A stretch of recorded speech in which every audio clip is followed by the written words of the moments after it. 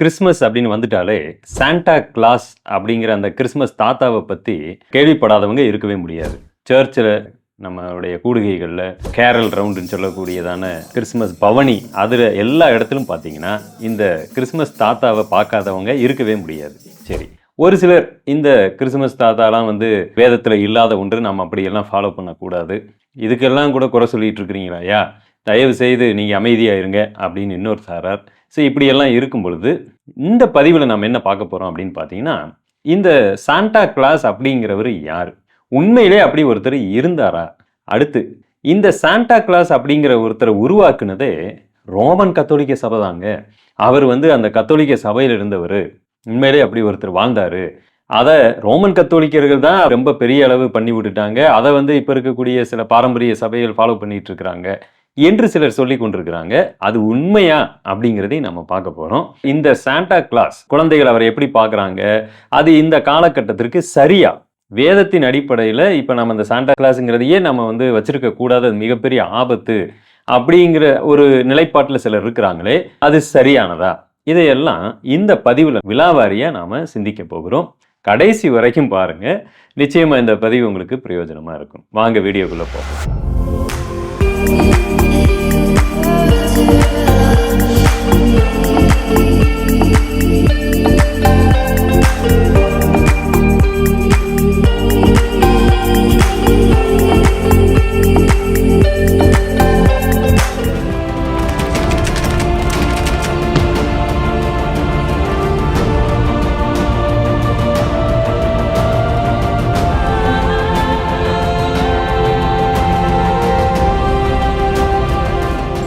இயேசு பிறந்ததற்கு அப்புறம் கிபி 4ஆம் நூற்றாண்டுல இப்ப இருக்கக்கூடியதான துருக்கி அப்படிங்கிற அந்த பகுதியில பிறந்தவர் தான், அங்க வாழ்ந்தவர் தான் புனித நிக்கோலஸ், செயின்ட் நிக்கோலஸ். இந்த நபர் தான் இன்றைக்கு சாண்டா கிளாஸ் என்று அறியப்படுவதாக கிட்டத்தட்ட 90% வரலாற்று அறிஞர்கள் அவர்கள் ஒத்துக்கொள்ளுகிறார்கள். அது யார் அந்த புனித நிக்கோலஸ்? இவர் யாருன்னு கேட்டீங்கன்னா, கிறிஸ்தவத்தை ஏற்றுக்கொண்ட ஒரு பிஷப். இவர் வாழ்ந்தது கிட்டத்தட்ட துருக்கி பகுதியில். அப்ப எந்த அரசாங்கம் இருக்கு அப்படின்னு கேட்டீங்கன்னா, பைசாந்திய அரசாங்கம் அங்கு ஆட்சியில் இருக்கிறது. ஸோ இவர் பின்னாளிலே ஒரு சாண்டா கிளாஸா மாற்றப்படுகிறார், மற்றவர்களால் மாற்றப்படுகிறார். ஏன் மாற்றப்பட்டார், ஃபர்ஸ்ட் அதை பார்த்துடலாம். அப்புறம் கத்தோலிக்க சபை இவரை கொண்டு வந்துச்சா, இவர் கத்தோலிக்க சபையை சார்ந்தவரா அப்படிங்கிறதையும் நம்ம பார்த்துடலாம்.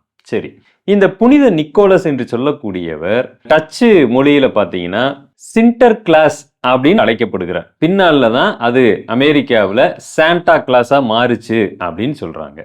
இந்த சின்டர் கிளாஸ்னு டச்சு மொழியில அறியப்படக்கூடியதான இந்த புனித நிக்கோலஸ் தான் வாழ்ந்த காலத்துல எத்தனையோ பேர் விபச்சார தொழில ஈடுபட்டு அநியாயமா அவங்க பின்வாங்கி போறாங்க, சமுதாயத்துல பல பிரச்சனைகளை சந்திக்கிறார்கள்னு அவர் புரிஞ்சுக்கிட்டாரு. அவங்களுக்கு தேவனை பற்றி சொல்லணும், சரியான ஒரு நீதியின் பாதையில நடத்தணும் அப்படின்னு முடிவு பண்ணி அவங்களுக்காக தன் வாழ்க்கையை அர்ப்பணித்து உதவி செய்யக்கூடிய வேலையை செஞ்சார். இது கடைசியில பெருசா யாருக்கும் தெரியல. ஆனா இவருடைய வேலை என்னன்னு கேட்டீங்கன்னா, இந்த விபச்சார தொழிலில் ஈடுபடக்கூடியவர்களை எப்படியாவது மீட்டெடுக்கணும், அவங்களுக்கு நிறைய பொருளுதவியை செய்கிறார். கிறிஸ்துமஸ் அல்லது இயேசு கிறிஸ்துவின் பிறப்பை கொண்டாடக்கூடிய சமயங்களிலே அம்மா அப்பா இல்லாத பசங்க கிட்ட போய் அநேக உதவிகளையும் அவர் செய்கிறார். கடைசியில ஒரு நாள் இவர் மரித்து போகிறார். அவருடைய கல்லறைக்கு அங்கு வரக்கூடியவர்கள் அந்த கல்லறையின் மீது இவர் இவ்வளவு பெரிய உதவியெல்லாம் செஞ்சார்னு கல்லறையின் மீது பரிசை வைக்கிறார்கள். அது நாளடைவில் பேசு பொருளாய் மாற்றப்படுகிறது. கொஞ்சம் கொஞ்சமாக டச்சு பகுதிக்கு பரவுகிறது. அதுக்கப்புறம் பார்த்தீங்கன்னா அமெரிக்கா போன்ற பகுதிகளுக்கு பரவுகிறது. நாளடைவில் இவர் பெரிய அளவு பிரபலமாக்கப்பட்டார். இவர் அநேகருக்கு உதவி செய்யக்கூடியவர் அப்படின்னு அறியப்படுகிறார். இந்த சூழ்நிலையில 1882 அப்பதான் இந்த சாண்டா கிளாஸ் அப்படிங்கிறவர் ஒரு கிறிஸ்துமஸ் தாத்தாவாக மாறுகிறார், ஒரு புதிய அவதாரம் எடுக்கிறார். எப்படி என்ன அப்படின்னு நடந்துச்சு அப்படின்னு பாத்தீங்கன்னா, 1882 நான் சொன்னேன் அல்லவா, அப்ப தாமஸ் ஆல்ட் அப்படின்னு சொல்லக்கூடியவர், அவர் ஒரு அரசியல் சம்பந்தமான நையாண்டி கேலி சித்திரங்களை வரையக்கூடியவர். அவர் இந்த நிக்கோலஸ், அதாவது புனித நிக்கோலஸை சாண்டா கிளாஸ் தாத்தாவை ஒரு கவிதையோடு இணைத்து அந்த ஜிங்கிள் பெல் பாட்டு நம்ம பாடுறோம் பாத்தீங்களா, அந்த பாட்டையும் அவர் எழுதி இந்த சாண்டா கிளாஸ் வருகிறார் அப்படின்னு சொல்லி ஒரு பாடலை அவர் எழுதுகிறார். அது மிகப்பெரிய அளவு பிரபலம் அடைகிறது. கடைசியில பார்த்தீங்கன்னா, நெறைய பேர் என்ன செய்ய ஆரம்பிச்சாங்க, இந்த கிறிஸ்துமஸ் தாத்தா மாரி அவர்கள் வேஷமிட்டு, யாருக்குமே தெரியாம ஒரு வீட்ல போய் அவர்களுக்கு பரிசை வைத்துவிட்டு வந்து விடுவது. இரவுல பார்த்தீங்கன்னா, பரிசை வைக்கிறது. மறுநாள் அவங்க எந்திரிச்சு பார்க்கும்போது ஒரு பயங்கர சர்ப்ரைஸா இருக்கும். கஷ்டப்படக்கூடியவங்க வீட்ல இப்படி செஞ்சா அவங்களுக்கு எப்படி இருக்கும்? ஸோ, ஆரம்ப காலகட்டத்தில இது ரொம்ப பேசு பொருளாய் மாறியது. சரி, இடையில ஒரு விஷயத்த நாம விட்டுட்டோம். கத்தோலிக்கர்கள் இதை கொண்டு வந்தார்களா? இவர் ஒரு கத்தோலிக்க சமயத்தை சார்ந்தவரா? அப்படின்னு கேட்டா, இல்லை என்பேன். ஏன்? கத்தோலிக்க திருச்சபையினுடைய வரலாறு தயவு செய்து நமக்கு நெறைய இடங்கள்ல சபை வரலாறு அப்படிங்கிறதுல நமக்கு கிடைக்கும். ஆரம்ப காலகட்டத்தில கத்தோலிக்க சபை அப்படிங்கிற ஒண்ணு கிடையாது. பட் அவங்க அத கிளைம் பண்ணுவாங்க. நாங்க தான் அந்த தாய் சபை அப்படின்னு சொல்லிட்டு இருப்பாங்க. பட் சபையை குறித்த ஒரு தெளிவு இருந்தா, எது சபை அப்படிங்கிறது தெரியும். நம்ம அந்த கட்டடத்திற்குள் கூடி வருவத நாம என்னன்னு சொல்றோம்? ஒரு லோக்கல் சர்ச்ன்னு சொல்றோம். இயேசு கிறிஸ்துவின் சரீரமாகிய சபையை தான் நம்ம சபை என்று சொல்லுகிறோம். சரி, ஓகே, நான் அந்த பாடத்திற்குள்ள போகல. ஆரம்ப காலகட்டத்தில் வெஸ்டர்ன் சர்ச், ஈஸ்டர்ன் சர்ச்னு 2 பிரிவுகள் இருந்தது. அந்த பிரிவுகளுக்கு ஒரு காரணமும் இருந்தது. அது என்னுடைய அந்த புதன்கிழமை பைபிள் ஸ்டடிலாம் பார்த்தீங்கன்னா, அதற்கான விளக்கங்களை நான் நிறைய கொடுத்துருக்கிறேன். அதனால இந்த இடத்துல அதை எல்லாம் சொல்லிட்டு இருக்க முடியாது. சரி, நீங்க நெட்ல கூட அடிச்சு பாருங்க. அதுக்கு நிறைய உங்களுக்கு ஆன்சர்ஸ் கிடைக்கும். இதுல பாத்தீங்கன்னா, இந்த கிழக்கு சபைகள் மேற்கு சபைகள் 2ஆக பிரிந்தது. அவைகளை ஆண்டு கொண்டிருந்த அரசாங்கமும் அதற்கு ஒரு அடிப்படை காரணமா இருக்கு. என்னன்னு கேட்டீங்கன்னா, இந்த கிழக்கு சபைகள் எல்லாம் எதற்கு கீழே வருகிறது? பைசாந்திய அரசத்திற்கு கீழாக வருகிறது. அடுத்து பாத்தீங்கன்னா, மேற்கு சபைகள் எல்லாம் ரோம அரசாங்கத்திற்கு கீழாக வருகிறது. 2 அரசாங்கமே பிரச்சனையானதுதான். 2 அரசாங்கமுமே இயேசு கிறிஸ்துவை பின்பற்றுகிறவர்களுக்கு நேரடியாக மறைமுகமாக பல துன்பங்களை கொடுத்து கொண்டிருந்தன. கிட்டத்தட்ட இந்த புனித நிக்கோலஸ் அப்படிங்கிறவர் எதற்கு கீழாக வருகிறார் என்று சொன்னால், பைசாந்திய அரசன் துருக்கி பகுதியில் இவர் வாழ்ந்திருக்கிறாரு. அதற்கு கீழாக தான் வருகிறார். அந்த துருக்கி பகுதி அப்ப ரோம அரசாங்கத்துக்கு கீழாக இல்லை. அப்ப ரோம அரசாங்கத்துக்கு கீழாக இருக்கக்கூடிய பல சபைகள் எல்லாம் பார்த்தீங்கன்னா மேற்கு சபைகள் என்று அறியப்பட்டது. இதுல பயங்கர உபத்திரவம், துன்புறுத்தல்கள் வருகிறது. இந்த புனித நிக்கோலஸையே கிட்டத்தட்ட ரோம சிறைச்சாலையில எல்லாம் சில வருடங்கள் அவர் இருந்திருக்கிறதாக வரலாறு சொல்லுகிறது. சரி, இப்படி இவர்கள் இருக்கும்பொழுது அப்ப கிழக்கு சபை மேற்கு சபை இருக்குன்னா இவங்க அங்க போய்க்குவாங்க, அவங்க இங்க வந்துக்குவாங்க, அதுல எல்லாம் ஒன்றும் பிரச்சனை இல்லை. சில உபதேச ரீதியாகவும் சில என்ன சொல்றது பண்டிகைகள், சடங்குகள் இவற்றிலும் சில வித்தியாசங்களை வைத்திருந்தார்கள்.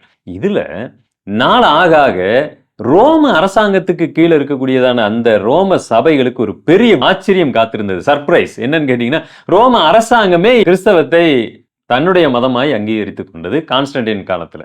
சோ அப்ப என்ன ஆச்சுன்னா, இந்த பக்கம் பைசாந்திய அரசு ஒரு காலம் கிறிஸ்தவத்தை ஏற்றுக்கொள்ளாது. ஆனால் அங்கு அவர்கள் ஏற்றுக்கொண்டதுனால அவங்களுக்கு நிறைய சலுகைகள் கிடைத்தது. சோ போப் அப்படிங்கிறவரு கிட்டத்தட்ட அவர் அரசாங்கத்திற்கு சமமான அதிகாரத்தை பெறக்கூடியவராய் மாறினார். அப்ப என்னாச்சு, நாளடைவில் நிறைய பேர் மேற்கு சபையில போய் சேர்ந்தாங்க. அந்த மேற்கு சபை வளர வளர வளர கடைசியில் அது போப்பின் அதிகாரத்திற்கு கீழாக வந்தது. கிழக்கு சபை கொஞ்சம் கொஞ்சமா உருவழிந்து போனது. ஏன்னா கிழக்கு சபைக்கு எல்லா பக்கம் இருந்து துன்பம் வந்தது. இந்த கிழக்கு சபை ஒரு விஷயத்தை ஒத்துக்கொள்ளல, போப்பின் அதிகாரத்திற்கு கீழே இருக்கிறது நாங்க ஒத்துக்கொள்ள மாட்டோம் அப்படின்னு சொன்னது. இந்த பைசாந்திய அரசுக்கு கீழே இருக்கிறது ஈஸ்டர்ன் சர்ச். அப்ப இந்த ரோம அரசாங்கத்துக்கு கீழே இருக்கக்கூடிய சபை தான் நாளடைவில் ரோமன் கேத்தலிக் என்ற சபையாக மாறுகிறது. ஆனால் இந்த புனித நிக்கோலஸ் அப்படிங்கிறவர் எதற்கு கீழாக வருகிறார் என்று சொன்னா கிழக்கு சபைகளுக்கு கீழாக வருகிறார். அவர் அதனால ஒரு ரோமன் கத்தோலிக்கு கீழாக அவர் இருந்திருக்கிறார் அப்படிங்கிற அந்த கருத்து தவறானது. எப்படி அவர் உண்மையாகவே துருக்கியிலே பிறந்து பைசாந்திய அரசுக்கு கீழாக வாழ்ந்தது 100% உண்மையானால் அவர் கிழக்கு சபையை சார்ந்தவராக இருக்கிறார். அவர் ஒருபோதும் அந்த மேற்கு சபைக்கு கீழாக அவர் சென்றிருக்க மாட்டார். சரி, ஓகே. ஆனா 1882 83 சமயங்களிலே அன்றைக்கு இருந்த கேத்தலிக் ஆகட்டும், அன்றைக்கு இருந்த புரொட்டஸ்டன்ட் ஆகட்டும், இந்த சாண்டா கிளாஸ் என்று சொல்லக்கூடிய இந்த தாத்தாவுடைய அந்த சித்திரத்தை அவர்கள் பயன்படுத்திக் கொள்ளுகிறார்கள் உதவி செய்வதற்காக. அது சபைகள் மத்தியில பிரபலமாக்கப்படுகிறது. ஆனால் நாள் ஆக ஆக இந்த சாண்டா கிளாஸை பத்தினதான பொய்யான தகவல்கள் சபைகளிலே சிறுவர்கள் மத்தியிலே பரவ ஆரம்பிக்கிறது. என்ன அப்படின்னு கேட்டீங்கன்னா, இந்த சாண்டா கிளாஸ் யாரு நல்ல பையனோ அவங்களை எல்லாம் கூட்டிட்டு போயிடுவாரு, அவங்களுக்கு மட்டும் பரிசு வைப்பாரு. நம்ம பொதுவாக சொல்லுவோம்ல, தாத்தா வருவாரு உங்களுக்கு பரிசு கொடுப்பாருன்னு. இப்படி சின்ன விஷயமா ஆரம்பிச்சு இது கடைசியில என்ன ஆயிடுச்சுன்னு கேட்டீங்கன்னா, அவரை கடவுளுக்கு சமமானவராக பார்க்கக்கூடிய லெவலுக்கு கொண்டு போய் விட்டுட்டாங்க. உங்களுக்கு தெரியும், நானும் கூட என்னுடைய கடந்த 2 வாரம் முன்னாடி செய்தியில கூட பகிர்ந்து கொண்டேன். ஒரு இடத்துல ஒரு சபையில ஃபாரின்ல சாண்டா கிளாஸ் ஆடிக்கொண்டிருந்த பொழுது ஹார்ட் அட்டாக் வந்து இறந்துட்டாரு. 2 பசங்க இயேசுசாமியே அவர் இறந்துட்டாரு அப்படின்னு சொல்லி அவர்கள் தற்கொலைக்கு முயன்று அந்த சம்பவங்கள் எல்லாம் பெரிய வேதனையை ஏற்படுத்தியது. கிட்டத்தட்ட இதை எப்படி கொண்டு போயிட்டாங்கன்னா, இவரை கடவுளுக்கு நிகராக கொண்டு போயிட்டாங்க. நம்ம எப்பயுமே ஒரு விஷயத்த நல்லதுக்காக நம்ம ஆரம்பிப்போம். அத நம்ம தப்பே சொல்றதில்ல. இன்றைக்கும் கூட நம்ம கிறிஸ்துமஸ் தாத்தா அப்படிங்கிறவர பொத்தாம் பொதுவா நாம எதிர்ப்பது அப்படிங்கிறது, அத அப்படி நாம எதிர்க்கல.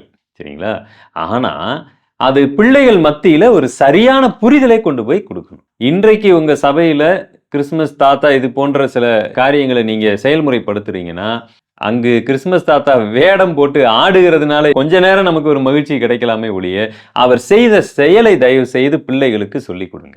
அவர் எதற்காக இந்த மாரி அறியப்பட்டார் அப்படின்னு கேட்டீங்கன்னா, தகப்பன், தாய் இல்லாத பிள்ளைகளுக்காக உதவி செய்யக்கூடியவர், யாருக்குமே தெரியாம உதவி செய்யக்கூடியவர். அந்த அளவுக்கு அவர் அறியப்படுகிறார். அப்ப நாம எல்லாரும் ஒரு கிறிஸ்துமஸ் தாத்தா வேஷம் போட்டு ஆடுகிறதில்ல. நாம எல்லாருமே அதே போன்று ஒரு செயலை செய்ய நாம இருக்கிறோம். அதுவும் கிறிஸ்துமஸ் அன்னைக்கு அல்ல. எல்லா நாளுமே நாம உதவி செய்ய கடமைப்பட்டிருக்கிறோம். அப்ப இத நாம புரிந்து கொள்ள வேண்டும்.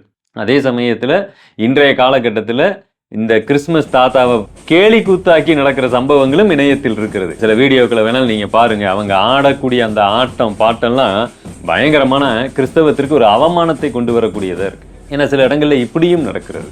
ஸோ நாம இதுல கவனமா இருப்போம். முடிந்த அளவுக்கு இவைகளை நாம தவிர்க்குதல் எந்த ஒரு பிரச்சனைக்கும் உள்ள போகாம இருக்கிறது நல்லது. ஆனா நீங்க அப்படி செயல்படுத்தியே ஆகணும்னா, அவர் செய்த செயலை நினைவுபடுத்தி ஜனங்களை என்ன செய்யுங்க? ஊக்கப்படுத்துங்க. அவரை வச்சுக்கிட்டு பொய்யான எந்த கதையையும் நீங்கள் சொல்ல வேண்டாம். ஃபாரின்ல பார்த்தீங்கன்னா நெறைய பொய் கதைகள் இருக்கு. அதை சிறுவர்கள் நம்புகிறார்கள். அதனால நாம இதுல கொஞ்சம் கவனமா இருக்கணும். தேவனுக்கு கொடுக்க வேண்டிய கனத்தை வேற யாருக்கும் நம்ம கொடுத்து விடக்கூடாது. அடுத்த ஒரு பதிவில் உங்களை நான் சந்திக்கிறேன். இந்த பதிவு உங்களுக்கு பிரயோஜனமா இருக்குன்னு நம்புறேன். தேங்க்யூ. God bless you.